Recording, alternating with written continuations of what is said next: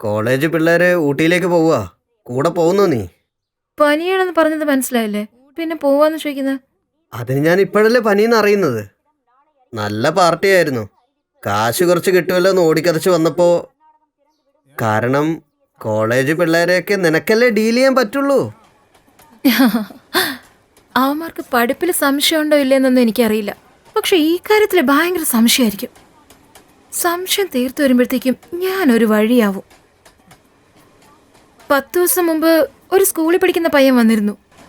അവൻ എന്നോട് ചോദിക്കുക, നിങ്ങൾക്ക് എന്തുകൊണ്ട് എൻ്റെ സ്കൂളിൽ ടീച്ചറായിക്കൂടാന്ന്.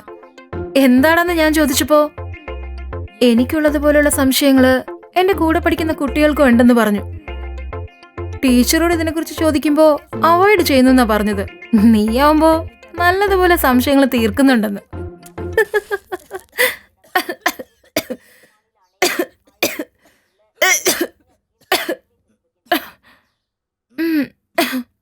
സത്യം പറഞ്ഞ ടീച്ചർ പോലെയാ നീയും ഉള്ളത്. മുടിയൊക്കെ ഒതുക്കി കെട്ടി ഒരു കൊടയും പിടിച്ച് നടന്നെന്ന് വെച്ചോ, നമ്മുടെ കടലോര കവിതയിലെ രേഖയെ പോലെ നിർത്ത്. നീ സോപ്പ് ഇടുവാന്ന് എനിക്ക് നന്നായിട്ട് അറിയാം. എനിക്ക് ഊട്ടിയിലൊന്നും പോകാൻ പറ്റില്ല. ശരി കള, അത് നിന്റെ ഇഷ്ടം. ആ പൈസയും കൂടി ഞാൻ നിനക്ക് ഉണ്ടാക്കി തരാം. തൃപ്തിയായോ? അല്ല, എത്ര പിള്ളേരാ? 4. ബോസ് എന്നെ കുറിച്ച് എന്താ വിചാരിച്ച? 4 പേര് ചേർന്ന എന്തൊക്കെ ചെയ്യുമെന്നറിയോ? അല്ല പപ്പി, നീ 2 പേർക്കാ. മറ്റുള്ള 2 പേർക്ക് നമ്മുടെ ഗീതയെ പറഞ്ഞു വിടാന്ന് കരുതി. ഓ, ഗീതയല്ലേ? അവളിപ്പോ കുറെ ഉണ്ടാക്കും. അവൾ ഒരു മരം പോലെ മൊബൈലിലും കുത്തിക്കൊണ്ടിരിക്കും. പിന്നെ അവന്മാരും മടുത്തിട്ട് എന്റെ അടുത്ത് വന്ന് അപേക്ഷിക്കും. ഞാനും പാവത്തെ നോക്കി പിന്നെ ശരിയെന്ന് വെക്കും. എന്തിനാ വെറുതെ? അതെ, ഭക്ഷണം കഴിച്ചോ? മീൻകറിയുണ്ട്, കഴിക്കുന്നോ? അതൊന്നും വേണ്ടെന്നേ, ഞാൻ പോവാ. എന്താ പിണങ്ങിയോ? നിന്നോട് ഞാൻ പിണങ്ങുവോ പപ്പി? നിന്നെ കഷ്ടപ്പെടുത്തി കാശുണ്ടാക്കുന്നവനാ ഞാൻ. എനിക്ക് ചോറ് തരുന്ന അന്നപൂർണിയാ നീ. എന്തെങ്കിലും സീരിയൽ കണ്ടിട്ടാണോ വന്നേ? ഒന്ന് പോടി. സത്യമാണ് ഞാൻ പറഞ്ഞത്. വേണേ വിശ്വസിക്കുക, അല്ലെങ്കിൽ കള. ഹലോ എടി സെൽവി, എത്ര പ്രാവശ്യം പറഞ്ഞാലും നിനക്ക് മനസ്സിലാവില്ലേ? അവളോട് വല്ല ഉറക്കു ഗുളികയും കഴിച്ച് കിടക്കാൻ പറ. ഇനി എങ്ങാനും എന്നെ വിളിച്ച് ശല്യം ചെയ്താ ആ ഭാഗത്തോട്ട് ഞാൻ തിരിഞ്ഞു നോക്കില്ല.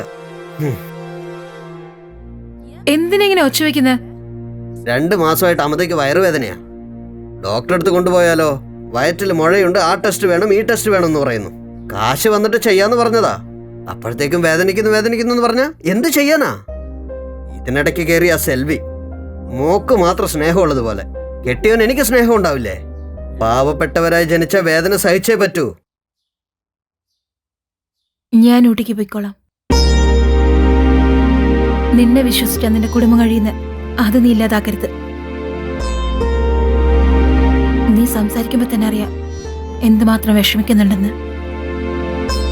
തനിക്ക് വേണ്ടി എന്തെങ്കിലും എനിക്ക് ചെയ്യാൻ പറ്റിയാല് അതിലെനിക്ക് സന്തോഷമേ ഉള്ളൂ. എനിക്ക് ബന്ധമെന്ന് പറയാൻ നീയൊക്കെയല്ലേ ഉള്ളൂ. പോടി, അവളുടെ ഒരു സെന്റി അടി. അതിന്റെ ഒന്നും ആവശ്യമില്ല. നീ ആദ്യം ഡോക്ടറെ അടുത്ത് ചെന്ന് നിന്റെ ശരീരം നോക്ക്, കേട്ടോടി? ബോസേ, ഞാൻ പറയുന്നത് കേക്കോ ഇല്ലയോ? എടി, നിനക്ക് സുഖമില്ലല്ലോ. ഒരാവശ്യം വരുമ്പോ മനസ്സ് പറയുന്നത് ശരീരം കേൾക്കും. അത് ഞാൻ നോക്കിക്കോളാം. എനിക്ക് വേണ്ടി നീ എന്തിനാ പപ്പി? കള, സംഭവിക്കുന്നത് സംഭവിക്കട്ടെ. എനിക്കെന്തെങ്കിലും പറ്റിയാൽ ഏറ്റവും കൂടുതൽ വിഷമിക്കുന്ന നീയല്ലേ. നിനക്ക് വേണ്ടി ഇതുപോലെ എനിക്ക് ചെയ്യാൻ കഴിഞ്ഞില്ലെങ്കിൽ പിന്നെ എനിക്ക് മനസാക്ഷിക്കത്തുണ്ടാവും. എന്തൊക്കെയോ പറയുന്നു. ഞാൻ ഊട്ടിക്ക് പോയിട്ട് വന്നതിന് ശേഷം ഭാര്യയെ കൊണ്ടുപോയി ഹോസ്പിറ്റലിൽ കാണിക്കണം. പറഞ്ഞത് മനസ്സിലായോ? ശരി, പോട്ടെ. ബോസേ, ആ ഗീത വേണ്ട. 4 പേര് ഞാൻ തന്നെ ഹാൻഡിൽ ചെയ്തോളാം. 2 പേരുടെ പൈസ എനിക്ക്, 2 പേരുടെ പൈസ നിനക്ക്.